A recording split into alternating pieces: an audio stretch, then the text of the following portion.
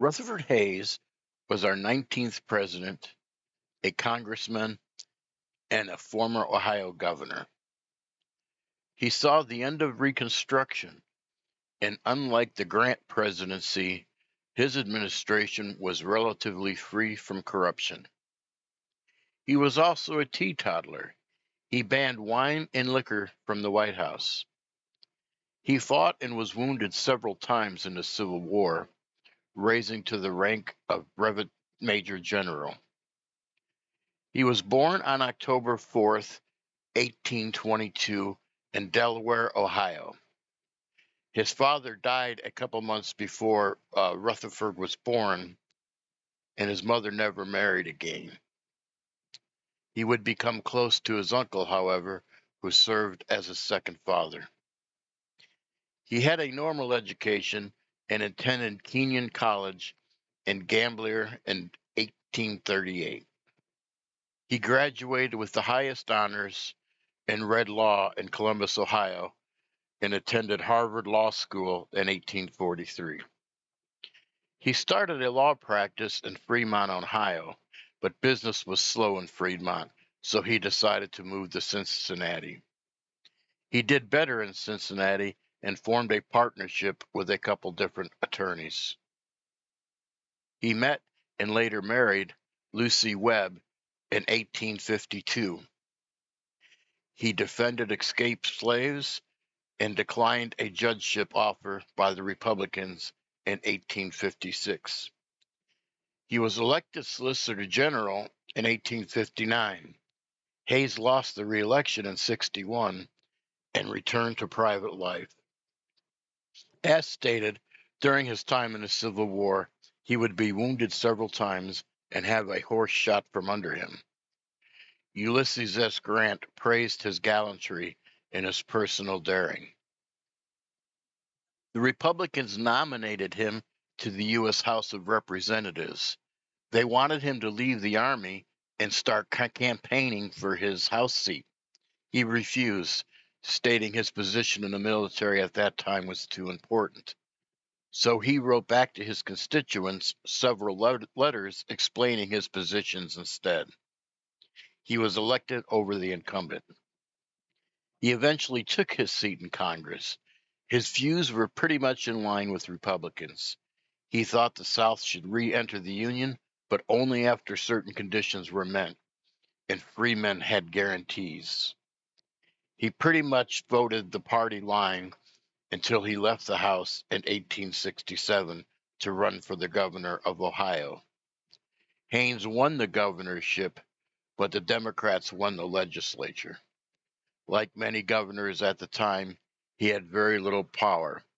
He especially did not have the veto power. Hayes won re-election for the governorship, but this time had a Republican legislature. He started what would eventually become Ohio State University. Suffrage was expanded and taxes were lowered. After the governorship, he looked forward to returning back home. However, the Republican Party talked him into running for his old House seat. So he ran for his old House seat, but he lost. He personally was also financially hurt by the economic downturn in 1873. He was looking forward to staying out of politics and concentrate on paying his bills. However, the Republicans nominated him for governor again, and he accepted and won a third term. His third term as governor, his former House status, and his status as a war hero made him a perfect compromise candidate at the 1876 Republican National Convention. They would pick him to run and be their nomination for the President of the United States. They also picked William Wheeler from New York to be his vice presidential nomination. The Democrats nominated Samuel J. Tilden, the governor of New York, and Thomas Hendricks as the vice presidential candidate. The election was close. 3 days after Election Day, Tyden appeared to have won. He certainly won the popular vote. He was one short of the 185 electoral votes needed to win. Hayes had 166 electoral votes. 19 electoral votes from Florida, Louisiana, and South Carolina were in doubt. There was excessive fraud by both parties in these three states. There was uncertainty as to which part of Congress had the authority to decide, the House or the Senate. President Grant decided there should be an electoral commission. It was made up of 5 representatives, 5 senators, and 5 Supreme Court justices. There would be 7 Democrats and 7 Republicans. And Justice David Davis, who both parties respected, would probably end up being the tie-breaking vote.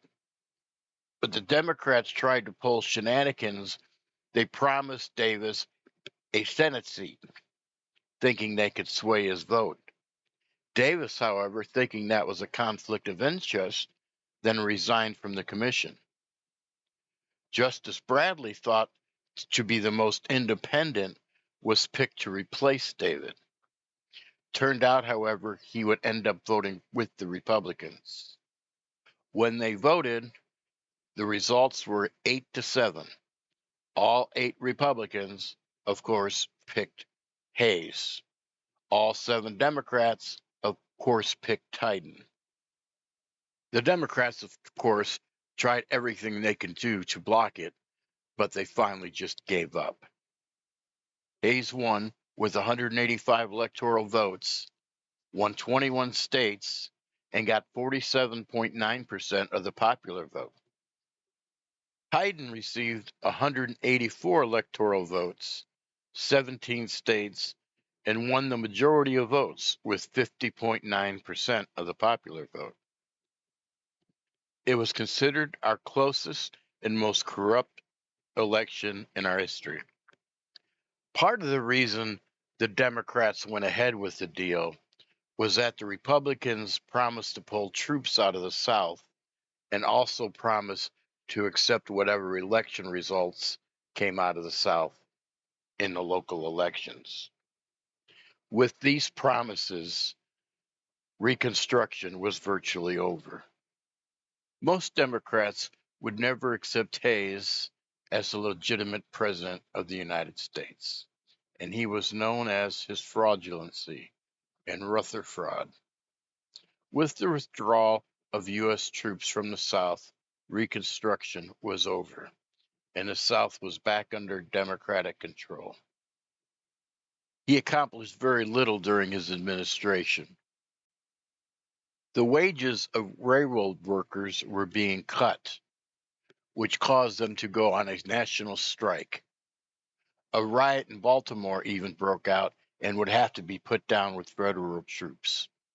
Riots spread to Pittsburgh, Chicago, and St. Louis. The railroads won in the end, and the workers returned to their jobs, but it had a major disruption on the economy. There was a continued currency crisis on how much silver and gold should be tied to the dollar, coupled with how many dollars and coins should be printed. But again, Hayes was unable to do much about anything during his administration.